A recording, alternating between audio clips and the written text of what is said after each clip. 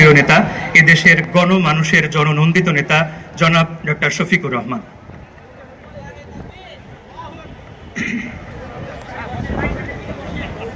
আসসালামু আলাইকুম ওয়া রাহমাতুল্লাহ। ইন্নাল হামদুলিল্লাহ ওয়াসসালাতু ওয়াসসালামু আলা রাসূলিল্লাহ আম্মা বা'দ। ঐতিহ্যবাহী দ্বীনি বিদ্যাপীঠ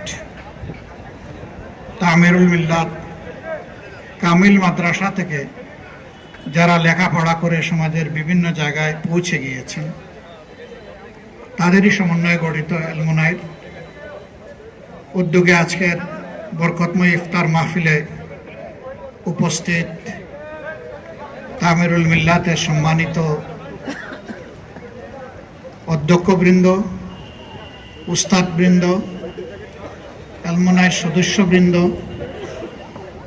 এই মাদ্রাসারই গর্বিত ছাত্র, মহান জাতীয় সংসদে নির্বাচিত তিনজন সম্মানিত সদস্য, বাংলাদেশের 5টি পাবলিক বিশ্ববিদ্যালয়ে ছাত্র সংসদ এবং হল সংসদ নির্বাচনে বিজয়ী সম্মানিত সদস্যবৃন্দ, সম্মানিত সুধী মণ্ডলী এবং এলমনাই সদস্যবৃন্দ, সাংবাদিক বন্ধুগণ, ইফতারের সময় আসন্ন। আমি ঠিক সেই অর্থের কোনো বক্তব্য দেব না, শুধু আল্লাহ তাআলার শুকরিয়া আদায় করার জন্য এখানে দাঁড়িয়েছি। এক সময় এই প্রতিষ্ঠান এখানে ছিল না এবং এর ইতিহাস খুব সুদূর নয়, খুব নিকট অতীতের। এই জায়গাটা একটা খালি ময়দান ছিল। এই ময়দানের সাথে আমাদের কিছু স্মৃতি বিজড়িত হয়ে আছে। উপাধ্যক্ষ শফিকুল্লাহ সাহেব এবং আমি পাশাপাশি একই দায়িত্ব দুই জায়গায় পালন করেছিলাম। আজকে এক শফিককে আল্লাহ নিয়ে গেছেন, আরেক শফিক এখানে দাঁড়িয়ে কথা বলছে। আমি আমার এই সম্মানিত ভাই সহ এই প্রতিষ্ঠানের খেদমত করে যারা দুনিয়া থেকে বিদায় নিয়েছেন, সকলের জন্য আল্লাহর দরবারে মাগফিরাত কামনা করছি এবং সুউচ্চ মর্যাদা কামনা করছি। এর পাশাপাশি প্রিয় প্রতিষ্ঠানের যে সমস্ত ছাত্র ফ্যাসিবাদ বিরোধী আন্দোলনে 24-এ লড়াই করতে গিয়ে জীবন দিয়েছেন, মহান মনিবের দরবারে দোয়া করি আল্লাহ 5 জন ছাত্রকে অন্য শহীদদের মতো মর্যাদাবান শহীদ হিসাবে কবুল করেন।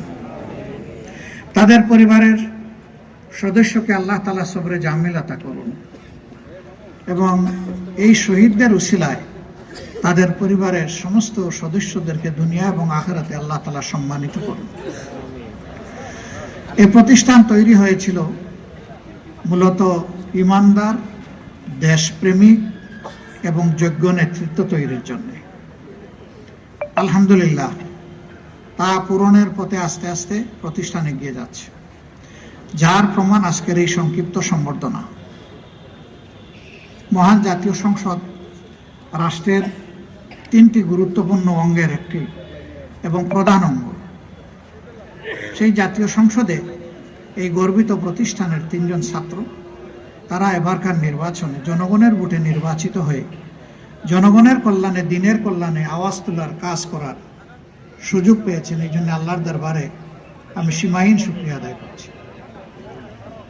বিভিন্ন শিক্ষা প্রতিষ্ঠানে যারা নির্বাচিত হয়েছেন, আগামী দিনে তারাই বাংলাদেশ এবং বাংলাদেশটা তারা বিনির্মাণ করবেন।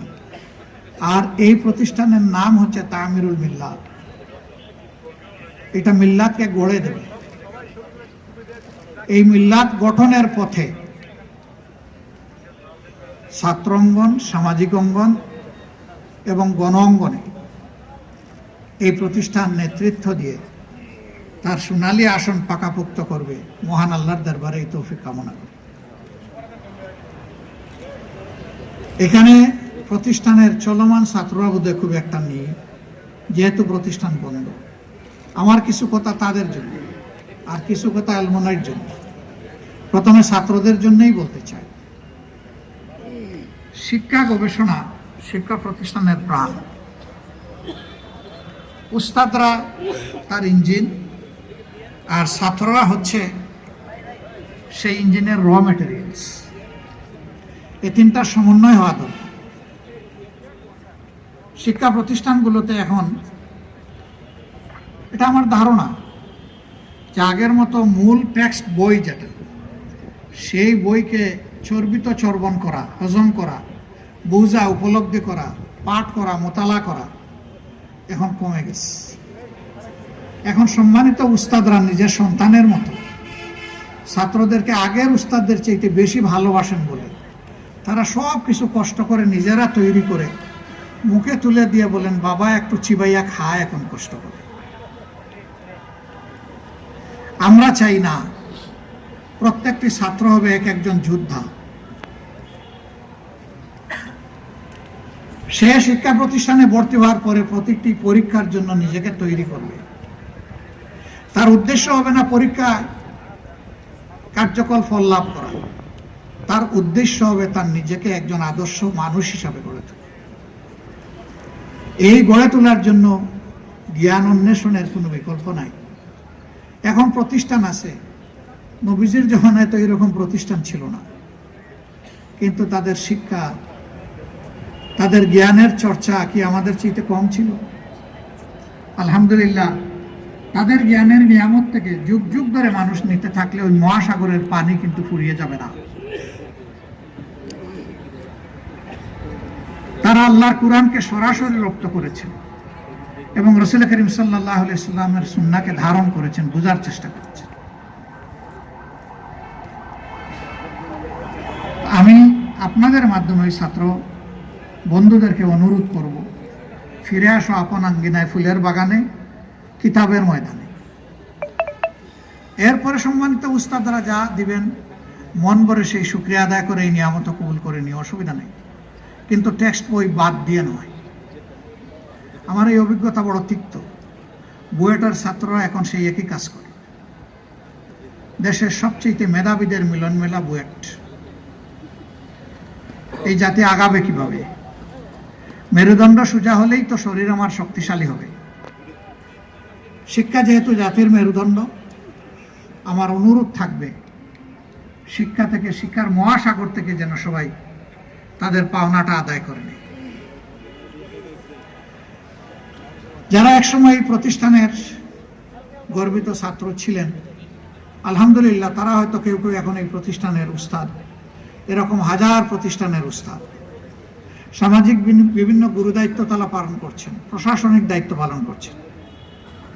যে যেখানেই থাকুন না কেন, ভুলে যাবেন না আপনাকে গড়ে দেওয়ার ঠিকানা ছিল এই প্রতিষ্ঠান।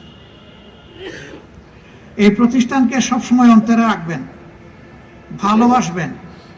এই প্রতিষ্ঠানের জন্য কিছু করতে পারেন কিনা ইতিবাচকভাবে চিন্তা করবেন।